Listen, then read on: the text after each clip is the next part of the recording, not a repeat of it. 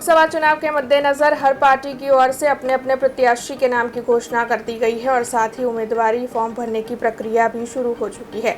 तब वडोदरा की वाघोडिया बैठक से भारतीय जनता पार्टी ने धर्मेंद्र सिंह बापू के नाम की घोषणा की है। उसी के मद्देनजर आज धर्मेंद्र सिंह बापू भारतीय जनता पार्टी के कई अग्रणी और कार्यकरों के साथ वाघोडिया मामलतदार कचहरी पर अपना उम्मीदवारी फॉर्म भरने के लिए पहुंचे थे। उस दौरान शहर भाजपा अध्यक्ष डॉक्टर विजय शाह समेत भारतीय जनता पार्टी के कई अग्रणी और कार्यकरों की मौजूदगी धर्मेंद्र सिंह बापू के साथ दर्ज की गई थी। आ मारी वाघोडिया विधानसभानी जनतानो प्रेम है। स्वयंभू આજે ફોર્મ ભરવામાં મારા વાઘોડિયાના તમામ નગરજનો જે પોતપોતાની રીતે અહીંયા ઉપસ્થિત રહ્યા એ બદલ પહેલાં તો આપના માધ્યમથી વાઘોડિયા વિધાનસભાના તમામ લોકોનો હું હૃદયથી ખૂબ ખૂબ આભાર માનું છું। આપણા હિન્દુ ધર્મ પ્રમાણે જે કંઈ વસ્તુ છે વિજય મુહૂર્તમાં બધાએ લોકોએ નક્કી કર્યું કે ફોર્મ ભરવાનું છે તો પછી વિજય મુહૂર્ત જળવાવું જોઈએ। જો મુહૂર્ત જાળવી ના શકો તો પછી બીજા કામો કરી કઈ રીતે શકશો। એટલે જે ટાઈમ આપ્યો એ ટાઈમ પ્રમાણે કામ થવું જોઈએ।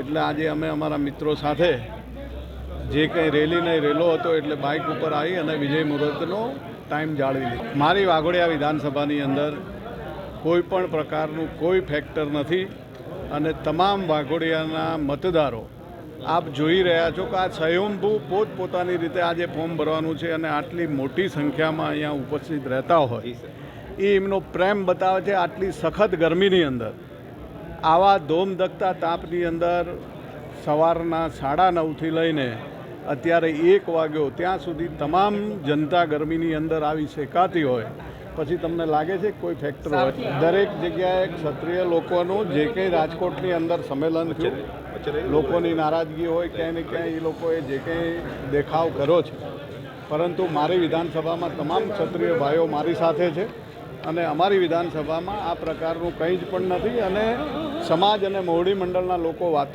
કરે છે અને એનું સુખદ અંત આવશે એવી મને આશા। મારી જનતાએ આ વખતે નારો આપ્યો છે, મારા કાર્યકર્તાઓએ, મારી વાઘોડિયાની જનતાએ કે અબ કે બાર 1.5 લાખ કે પાર।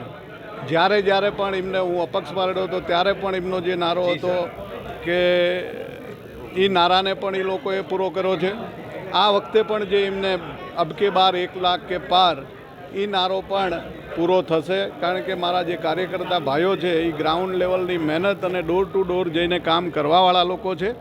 એટલે આ વખતનો નારો પણ એ લોકો સિદ્ધ કરી બતાવશે એવો મને આત્મવિશ્વાસ છે। એવી આપણી પરંપરા રહી છે, દરેક ગ્રહની દરેક વ્યક્તિ ઉપર એક જુદા જ પ્રકારની અસર હોય છે અને આ અસરને કારણે વર્ષોથી 5000 વર્ષ જૂની સનાતન સંસ્કૃતિમાં આપણે ચોઘડિયાને મુહૂર્તનું ખાસ માન રાખતા હોય છે।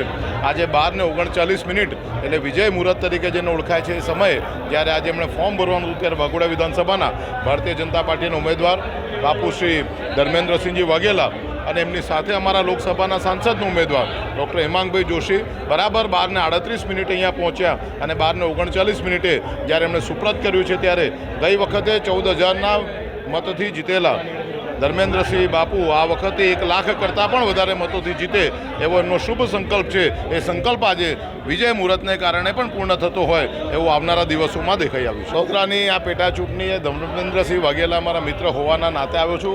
હું શહેરનો અધ્યક્ષ છું, જિલ્લાની જવાબદારી અમારા મિત્ર સતીશભાઈ પટેલ પાસે છે, પરંતુ અમને ચોક્કસ ખાતરી છે કે લોકસભામાં સાંસદના અમારા ગઈ વખતના ઉમેદવાર રંજનબેન ભટ્ટ 5,89,000 મતોથી જીતેલા છે, ત્યારે આ વખતના અમારા ઉમેદવાર ડૉક્ટર હેમાંગભાઈ જોશી એ 7 લાખ 8 લાખ મતોથી જીતે એ પ્રકારનું જે કામનું સંગઠનના માધ્યમથી કાર્ય કરી રહ્યા છે, એમાં દરેક વિધાનસભા 1 લાખ મતોથી જીતે તે પણ જરૂરી છે અને માટે આ વિધાનસભામાં 1 લાખ મતથી વધારે જીતે એના સંકલ્પના ભાગરૂપે આજે સૌ કાર્યકર્તાઓ અહીંયા વાઘોડિયા વિધાનસભામાં ધર્મેન્દ્રસિંહ બાપુના ફોર્મ ભરવા માટે આવેલા છે। हमसे जुड़े रहने के लिए हमारे YouTube चैनल को सब्सक्राइब करें और नई वीडियो की नोटिफिकेशन के लिए बेल आइकॉन को दबाएं।